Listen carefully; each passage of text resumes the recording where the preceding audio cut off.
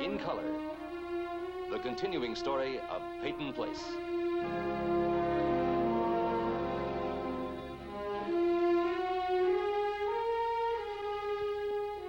Starring Dorothy Malone as Constance Mackenzie, Ed Nelson as Michael Rossi, Ryan O'Neal as Rodney Harrington, Barbara Parkins as Betty Anderson, Tim O'Connor as Elliot Carson, Christopher Connolly as Norman Harrington, Patricia Morrow as Rita Harrington, James Douglas as Stephen Cord.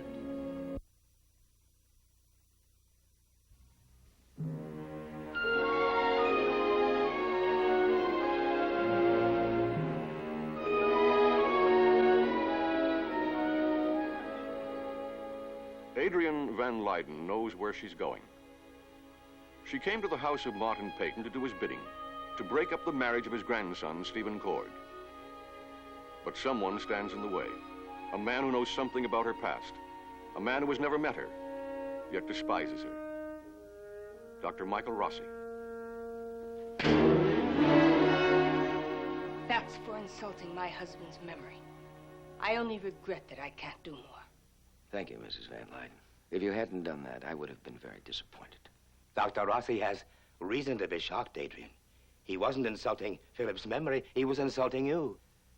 Would you care to repeat your accusations to the lady's face? I think she knows how I feel.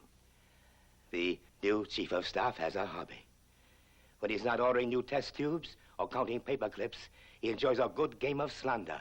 Spirited round of character assassination. You're his current target. Of course. A living victim is ever so much more satisfying than a dead one, isn't it? I'm afraid I'm going to disappoint you, Dr. Rossi. Philip is beyond your petty sniping, and I'm immune to it. Well, at least you have style, Mrs. Van Leyden, if nothing else. You like to hit hard and fast, don't you? And then run before anyone knows what happened. Well, I'd be happy to stand my ground with you now, Dr. Rossi. I have never insulted your husband's memory, dead or alive. Were you too busy to attend his funeral? Or did that just slip your mind? I started attending his funeral the day he married you. Get out. I wanted his talent, his genius developed and encouraged. Instead, I watched it dry up and disappear. I watched it drain from him.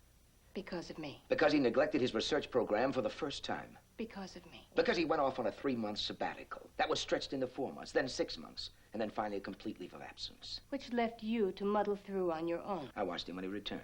He came in with a cocktail glass in one hand, a blank check in another, and with a 6-figured consultant's job that could have filled up either. Well, I must be quite a woman. Quite a woman to take this genius, this giant, and loop a ring through his nose and lead him around from one temptation to another, just like a trained seal at a fish market. Oh, come on. He was so busy being exhibited like some kind of a stuffed shrimp at a cocktail party, he couldn't have gone on with his research program even if he had wanted to. Even if he had wanted to? Yes. No, Dr. Rossi. No woman, not even one with the magical qualities that you attribute to me, could have made Philip Van Leyden do anything he didn't want to do. And that's what you're choking on, isn't it? The possibility that he may have wanted to spend the few remaining years that your precious research hadn't squeezed out of him with me. That he'd given everything that he had to give, and now he wanted something for himself. That's what you're accusing him of, through me. I knew him. And he let you down, didn't he? You had a living, breathing idol to worship. And then he stepped down off the pedestal and became human. You know, you don't want to build a shrine to my husband. You want to throw rocks at his memory, only you haven't got the courage, so you're aiming them at me. You can't stand the fact that he's found a world outside of the laboratory. I don't even think the fact that he's dead matters to you. Only that he didn't die over a microscope. Is your life so empty that you envy him that little happiness? He was so happy he jumped out of a window. I'm sorry that I slapped you, Dr. Rossi. You aren't worth it.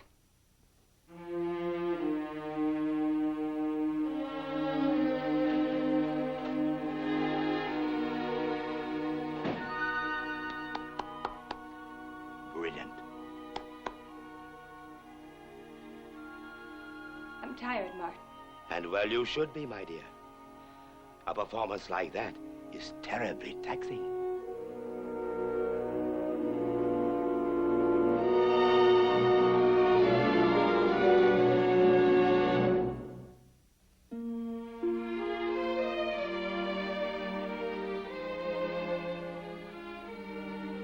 Darn.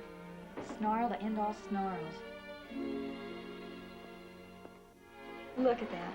It started out to be a baby sweater and matching bonnet. You really don't believe in putting things off, do you? I guess I am sort of jumping the gun, but I wanted to make some of the baby's clothes myself. You know, Betty, I'm going to be a mother. There's a new life growing inside me. You can't imagine how that makes me feel. I think I can. Oh, Betty, I'm sorry. I guess I got carried away and I just completely forgot about... About my miscarriage. I'm the soul of tact. It's all right. I was married to Rod a long time ago. In another life. You know, Stephen's very fond of children. We're both looking forward to raising a family when we're more settled. You mean after the honeymoon's really over and just a couple of old marrieds like me and Norm? Well, I want to be sure that Stephen's career is solid and we're in a house of our own. You plan things ahead so sensibly.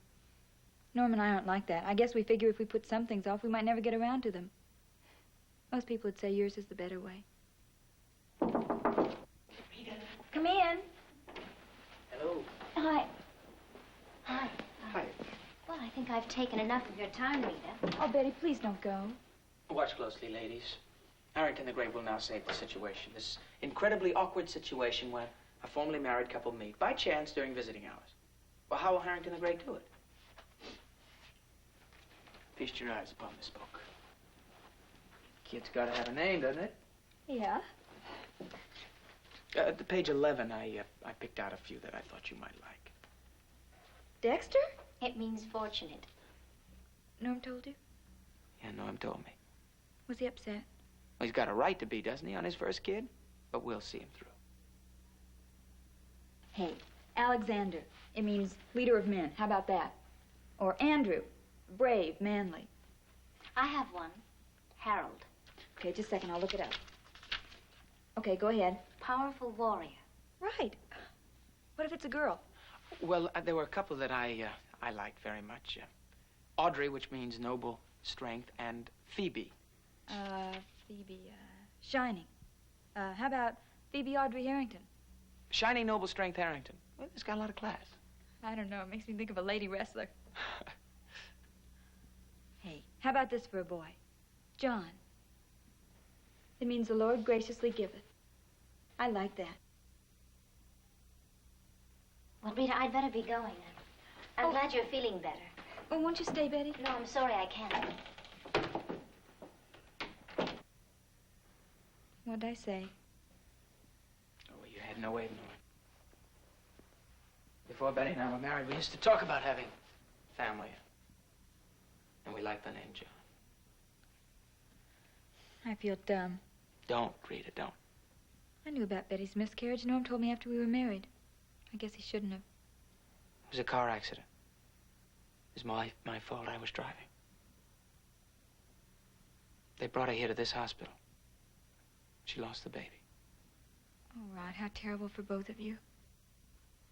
I wouldn't have told you, Rita, except I wanted to set you straight. I understand.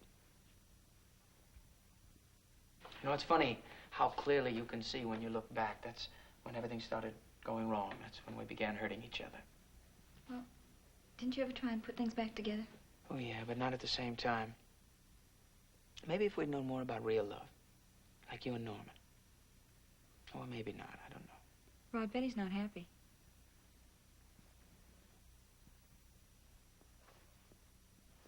Did she tell you that? No, but I could sense something.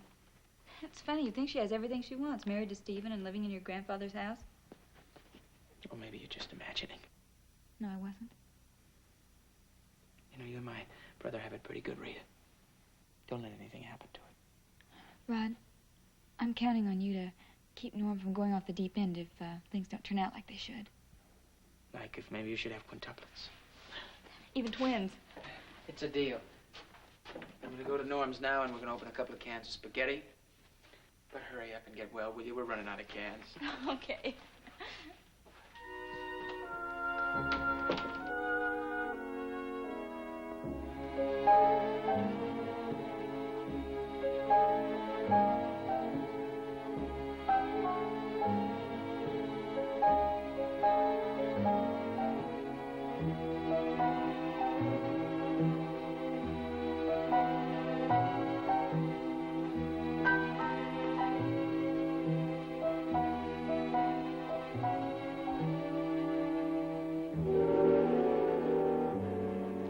watch yourself, Mr. Carson. You could get picked up for trespassing.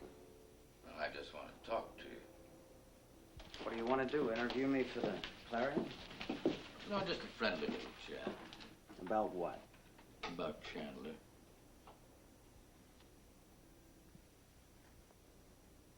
What are you guys doing? Working in shifts? Stephen Cord gigged me for the same thing. You visited Chandler in his cell. Yeah, that's what they tell me. Why? Because his attorney asked me to. And why? Because Chandler wanted to talk to me. But why? Let me tell you something, tough guy. You're on my turf now, so ease off.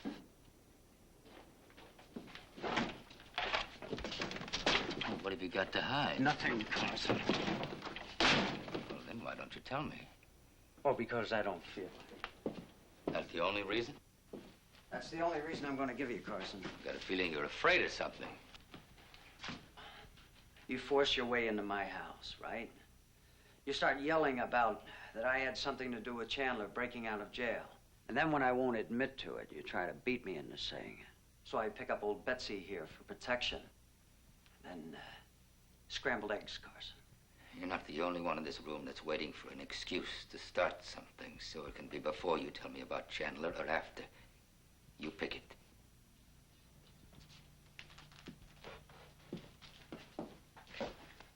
I don't want to give you any trouble, Carson. You seem like a nice enough guy. Chandler heard that Stephen Cord got me off in a bum rap once. So naturally, he figured I could swing enough weight to get him to handle his case. Mm-hmm. And did you try? Yeah, I tried, but he wouldn't touch it. And that's the last time you saw Chandler? That's what it said in the Clarion. How did they get the gun? Look, I don't know how he got the gun. I don't have a crystal ball, you know? Did he mention any people or names of any places he might have stayed after he got outside? No, he didn't mention anything to me. He didn't by any chance stop here after he got out, did he? Look, I've been through this whole routine with the cops, and they say I'm clean. They say you're clean, but they don't think you are. They just don't have enough to pin anything on you with, that's all. You see, you hid Chandler here once before. Now, look, why don't you climb down out of that cage you're trying to put me in and figure it out yourself, Carson? Number one, I don't have a gun. They're not hard to come by. Number two, I've got the best job I've ever had in my life. Mr. Peyton likes me. He trusts me. He's going to make me into somebody. Now, do you think I'm going to blow all of that just for some loser like Chandler? Someone gave him that gun. And I'm going to find out who. Number three, Carson. Don't you ever get dizzy running around in circles? Better get some practice.